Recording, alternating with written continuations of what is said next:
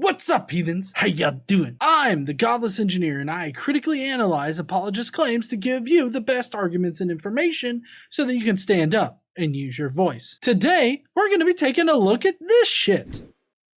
I believe that radiometric dating completely debunks the theory that a god created everything out of nothing. The Earth is billions of years old, which allows evolution to take place. No. Radiometric dating does not disprove the idea that God created everything. It disproves a literal interpretation of the Bible, but that's about it.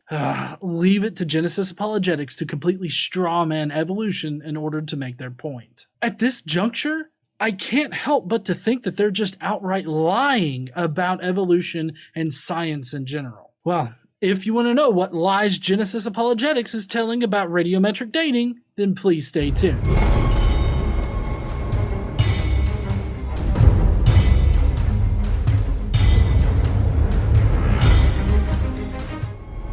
If you're new to the channel, I have responded to Genesis Apologetics many times. If you're interested in other lies that they tell, you can check those out. Alright, let's get back to the video. You said in your lecture that dinosaurs lived between about 220 million years and 65 million years ago, and the human line started to branch off several million years ago. That is correct. Verified evidence. And this timeline is based on radiometric dating?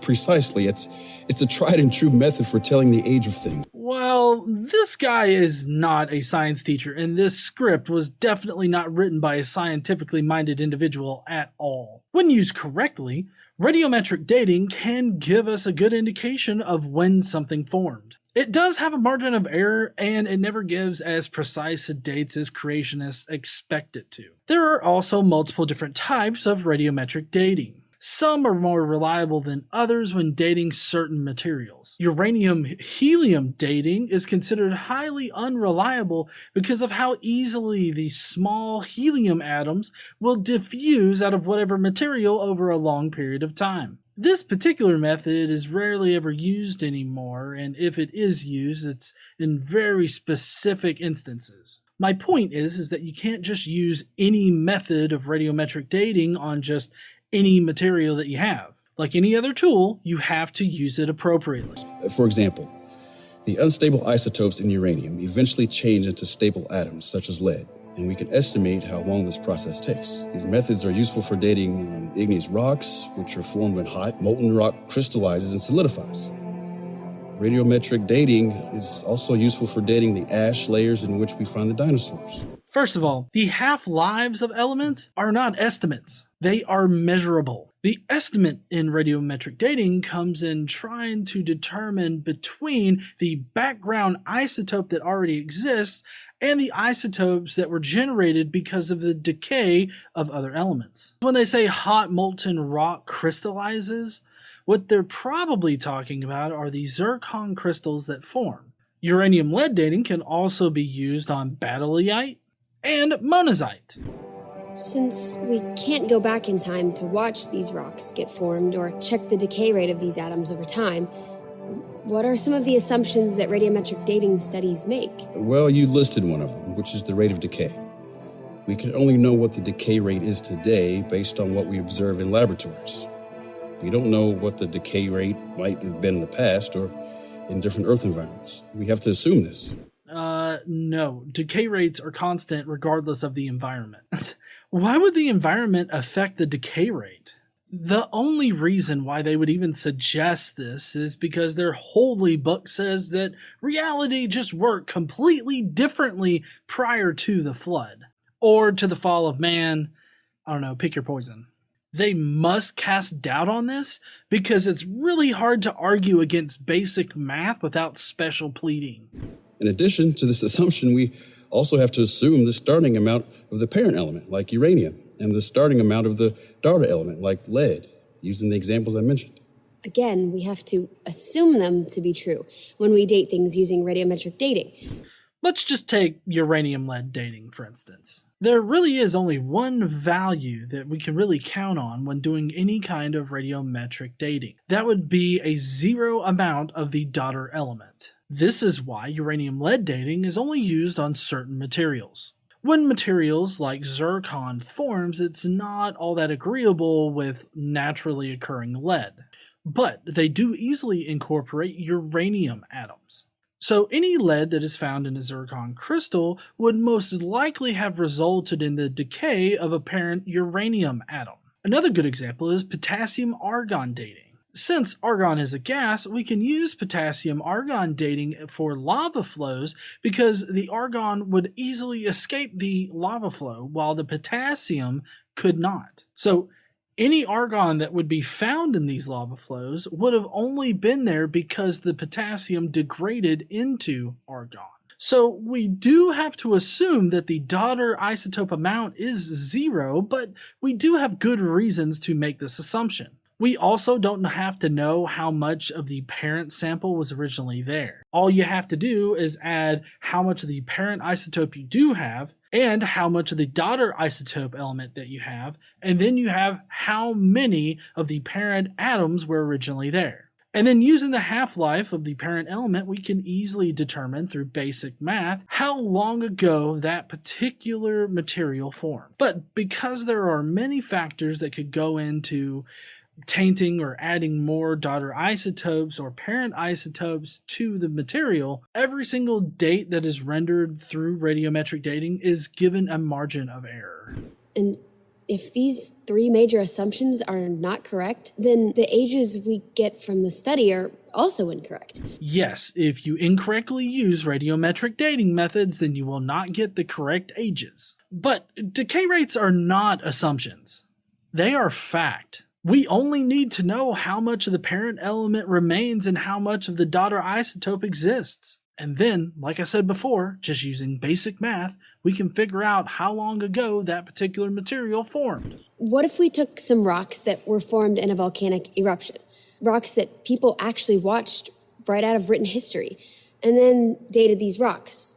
Shouldn't the radiometric dating age of these rocks be the same as the known age of the rock? The age we know for sure because people actually watched the rock form out of an eruption. Well, that sure seems like a fair way to test it. If the radiometric age of the rock was the same as the known age of the rock based on when people watched the rock form, it would validate the assumptions in the analysis and the process as a whole to be correct. Well, holy shit, that is a really good fucking idea, isn't it? Now, what eruption in the past do we have written accounts about? We know when it occurred, and we have access to samples of it now. I know, Mount Vesuvius. I mean, it is old enough for us to use a radiometric dating method on, specifically argon-argon dating. That gives us a more precise number than like potassium-argon dating. But potassium-argon dating doesn't render good results if you're dating something under 6,000 years old, so going to argon dating would be our best bet. We also have written accounts about it happening in 79 CE. So we have a good date for when it happened. What does the radiometric dating test results say? Lucky for us, there have been multiple studies that have used radiometric dating in order to date the Mount Vesuvius eruption. All of them have come back as accurate within their margins of error. And it seems like even by your own standard, we have validated the radiometric dating methods. Well, specifically the ones used to date the lava flows from Mount Vesuvius, but I mean, you get my point. Did you know that these types of studies have already been done and that radiometric dating missed the known ages by millions and millions of years? What do you mean? Several studies have been done on rocks around the world to try to validate radiometric dating, and it fails all the time. In each of these studies, the radiometric age of the rocks far exceeds the actual known ages by millions and millions of years. Citation fucking needed. Also, I could use a hammer to open up my car door. That doesn't mean that I should use my hammer to open up my car. My point is that obviously you can misuse your tools in order to accomplish your goal. We need the citation on this because we need to determine whether or not it was a misuse of the tools that we have, or if it's a legitimate case where radiometric dating does not work. In fact, I know of an example, if you let me. In the 1980s, Mount St. Helens in Washington erupted and produced all kinds of volcanic material, including rock called dacite, just like this one, and sent it in for radiometric dating. The results? This 10-year-old rock showed ages from 340,000 to 2,800,000 years, all for a rock that we know was only about 10 years old. Ah, yes, this is Dr. Steve Austin's paper that he did for the Institute for Creation Research. Now, I have a link down in the description that extensively covers all of the follies of this particular research paper. What it boils down to is that Dr. Austin misused the potassium-argon dating method in order to get his dates. Now, if you don't remember, potassium-argon dating is not reliable for anything that's less than 6,000 years old. They were trying to date Mount St. Helens' eruption, which occurred about 10 years prior to when he did the study. Not only did he misuse potassium-argon dating, but he also used labs that did not have sensitive enough equipment to perform this kind of test. If you're really interested in how bunk his paper was, I suggest you check out that link that I mentioned before that's down in the description.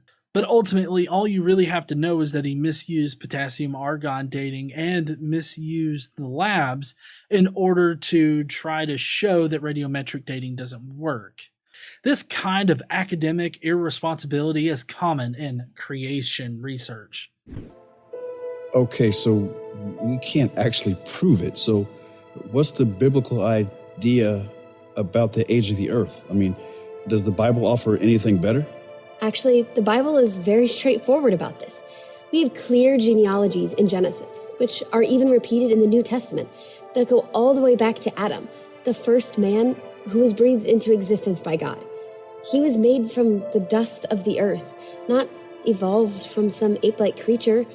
He was given charge over the earth and named everything, including the apes.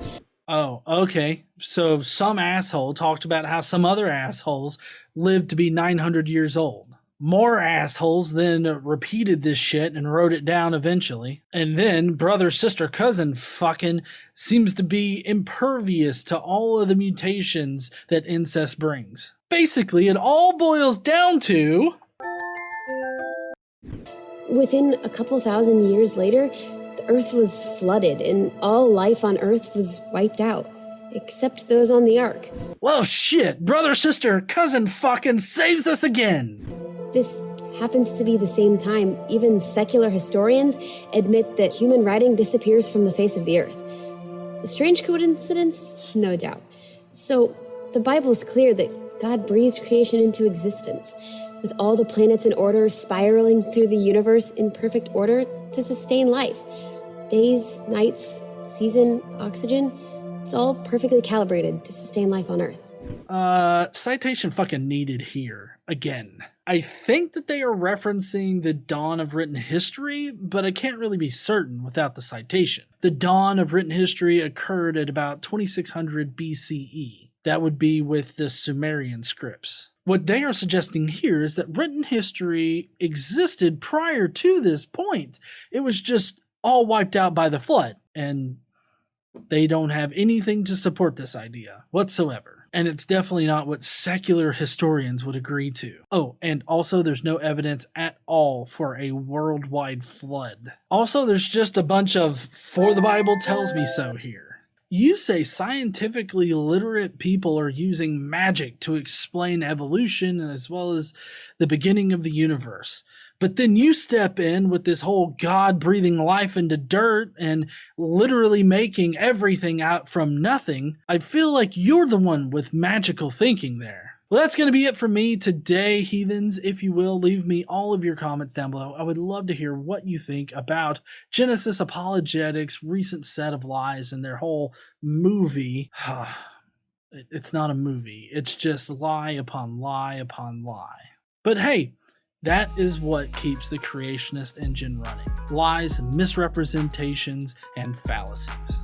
Well, like I said, love to read your comments down below. And while you're down there, why don't you smash that like button and subscribe if you like this kind of video. Don't forget to stand up and use your voice. Bye, heathens.